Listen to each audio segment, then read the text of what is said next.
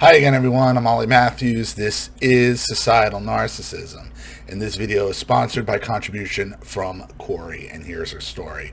Hi, Ollie. You did a video for me called Simps Create Other Simps.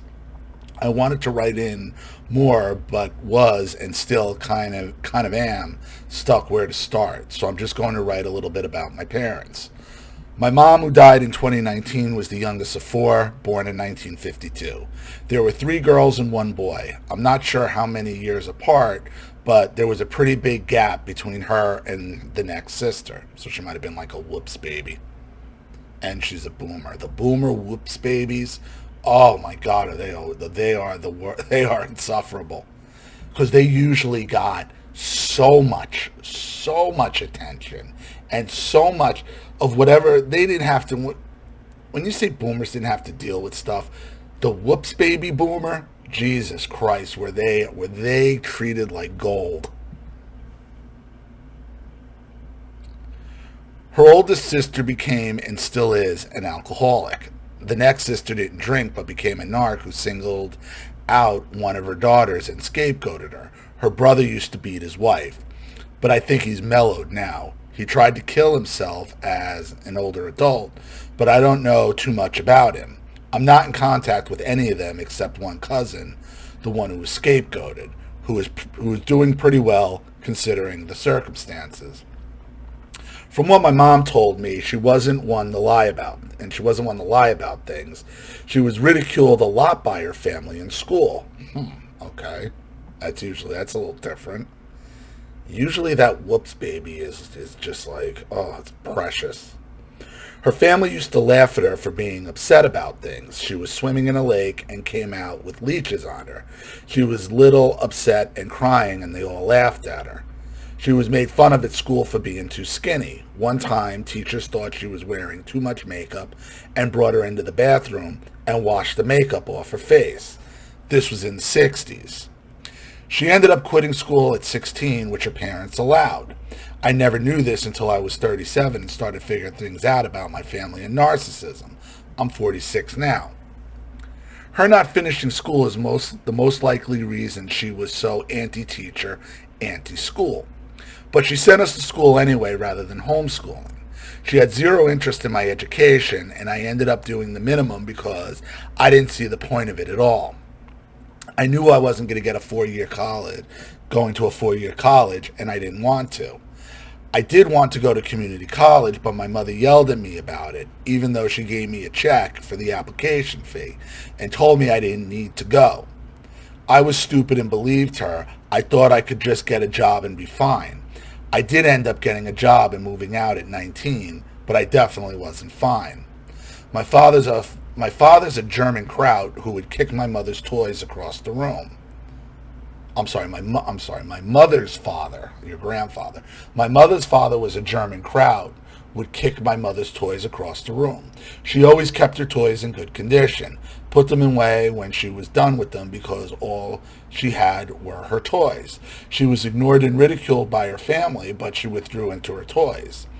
On a side note, my mother and both her sisters have had major RBF, resting bitch face, and have major resting bitch face, and so do I.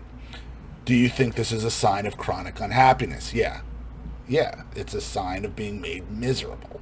Being made miserable at all times. Being made miserable at home, being made miserable at school, being made miserable out with your friends. It's a defense mechanism. It's because you're usually stewing, sitting in your mind, just stewing. And you don't even know why. You don't even know you're doing it. It sucks. It just sucks. Like, you should smile more. Why you always look so angry? You always look, I'm like, I'm not. Like, stop saying it to me. My mother's mom, my grandmother, would clean the house obsessively. My mom told me about a time when her mother was tearing herself out of all the photos in a photo album. She would get dogs and then get rid of them. Some of my mother's toys got ruined in the basement one time when the sewer backed up. Her mother wouldn't go through and take out the good toys, but threw them all away instead. These were my mother's only source of comfort, and them getting thrown out was the reason, according to my mom, why she wouldn't get rid of things. She became an organized hoarder. I always listen. I know my mother was abused because I saw how she was treated by my grandmother. Like, I mean, I know my mother, the reason why my mother she was fucked up.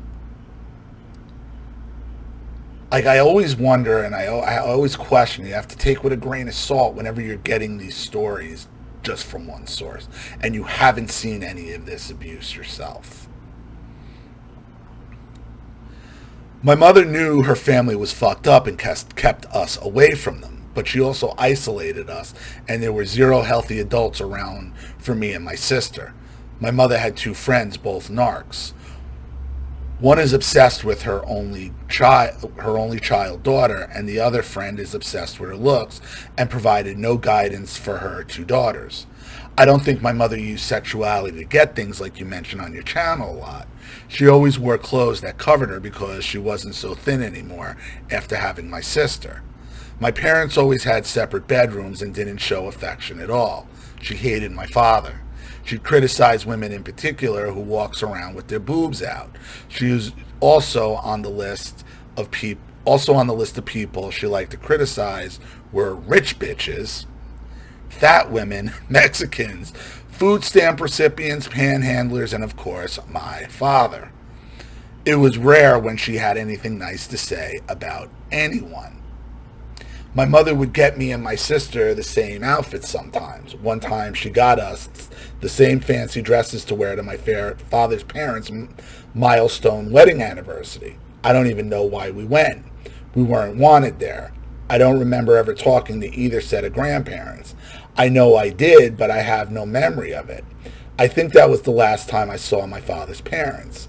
His mother was an alcoholic, and his father was a teacher. They were strangers to me, so I wasn't disappointed in not seeing them.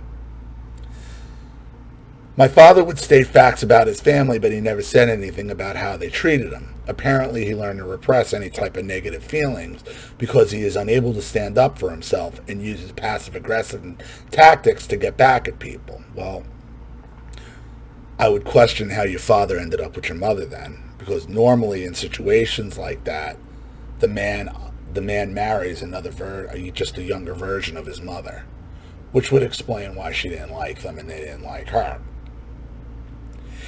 He never shows any anger, ever, and he never has as long as I've been alive. He's not confrontational at all. My mother pointed out the smirk that narcissists get when they get a reaction out of someone or hurt their feelings. He's the kind of person who responds to questions without actually answering the original question to try to frustrate the person asking and avoid being honest about who he really is. My mother was all about appearances and never went anywhere without her hair and makeup done. She wanted us to appear like we had our shit together, so we had decent clothes, hair combed, etc. She was reliable for rides to school or to a friend's house. She was awesome at telling time, and she was awesome at telling time and driving. She didn't think of us as people. We were the kids, and she made it clear not to bother her with any of her problems. It sounds to me, and look, it sounds to me like your mother might have a warped sense of entitlement. And again, those whoops babies, especially the whoops boomer babies, they are a special breed. It might be that there is no pleasing your mother. There is no pleasing your father. And that's because the reason your mother and father ended up together is because they're both different versions of their parents. They both married different versions, younger versions of their parents. Hence, the cycle continues. We were always fed she was a good cook and baker. She didn't drink or smoke or gamble. Shopping was her thing, and hoarding, obviously. He said organized hoarder. I don't even know what that is. So we had some stability from being in the same house growing up, but it doesn't change the fact that we were being raised by some fucked up people. Whether they're in the same house or not doesn't really matter. They used to say they stayed together for the children. BS. Yeah, that is BS. They stayed together because they had no better options. They stayed together because they're younger versions of their parents, and all they're doing is carrying on the cycle. And they're miserable, and they're miserable enabling each other, and that they know it's fucked up, yet they don't want to take any responsibility for their own lives, for their own actions, for their own behaviors. So what's the easiest thing to do? Blame it on the kids. Again, I was told by my mother, all my parents' marital problems were because of me. Not even me and my brother, just me. I was the cause of all their problems. And then when I went to the therapist, their first marriage counselor, Sam, back when I was in high school, he told me, none of that's true. He's like, I told your parents, your mother's the problem. Your mother's aggressiveness. Never brought up the word narcissism, sociopathy, borderline personality disorder. None of that. No cluster B. This guy was just a marriage counselor. Yet he knew the issues, and he told my mother the issues. You're the problem here, even though it was they were both the problem. Because again, my father was just the covert, hiding behind her crazy, yanking the strings, and he couldn't figure that out. But at least he told me. I didn't tell them that. I never told them that. Their problems are their problems. They have nothing to do with you. You're being used as an excuse. You didn't even use the term scapegoat. You're just your mother's excuse. That's it. My mom wanted to be sponsored and not work, which is what she got. She really believed she was being a good mom. My father talked about her like she was something special, someone who knew things others didn't. He called her a giver, a saint, and generous. She sacrificed for us. I now know that's not true. Sacrifice means giving something up, exactly. Well, to her, she feels like she gave something up. She gave up her looks because she said she got heavy and would cover herself up, and she hated women with big boobs or rich bitches. So, no, she's not generous. Generous people aren't jealous of others. They're happy for others.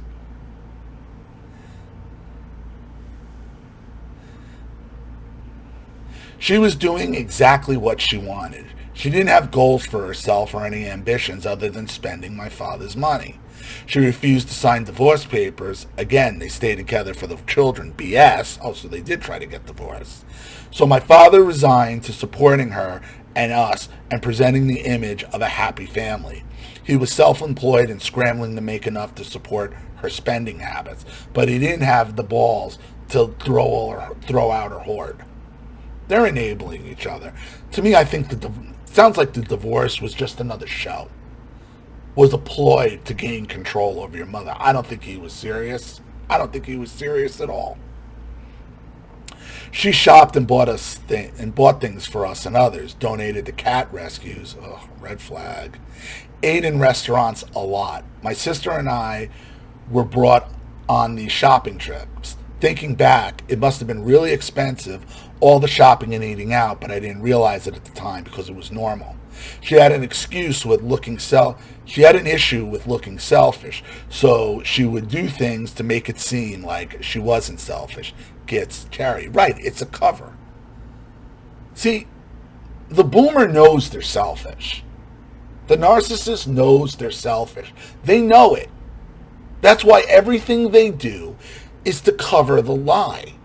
And this is, I make this point about cluster Bs, about narcissists, about borderlines. This is not something that they can't control. This is not a chemical imbalance in their head. This is a choice. Because all of their abuse and all their lies are centered around one thing: covering up the truth. Covering the truth of who they really are. She knows who she is. The boomer knows they're selfish. She knew she was selfish. And your father knows he's selfish, and she's selfish, and they enable each other in their bullshit. And you know how many times my father threatened to leave my mother, packed his bag, acted like he was going to walk out of the house, never happened. Go. One time he rented a hotel room for all of an hour and a half. It's all a show. It's all an act. And it's even better. It's better for them when there's kids involved, because they can get the kids upset and then blame you guys for all their woes, because they're selfish and they know they're selfish. That's the boomer. And your mother's always been selfish, and I'm telling you, those boomer whoops babies, where there's a huge gap and they weren't expected, they're usually treated like gold. But you ask them, they were abused, they were treated like shit, and probably your mother was on some level treated like shit, because otherwise, how do you get like this? But in reality, it was her way or no way. She used force and intimidation to get what she wanted. Typical boomer. And my father went along with all of it. That's all I have for now. Thank you for everything you do. Corey, understand something. Like I said, your mother is just probably was a younger version of his mother, and your father's probably just a younger version of her father. No different. Controlling each other, playing victim. They're both completely selfish. Your mother probably more selfish than he is, with her hoarding and her shopping and her eating out. Okay? But they always go for, and then they go for the charities, the cat rescues. Because those rescues are just Nazis with pets. They're just pet Nazis. It's just power over people. Like you said, her way or the highway, her way or no way.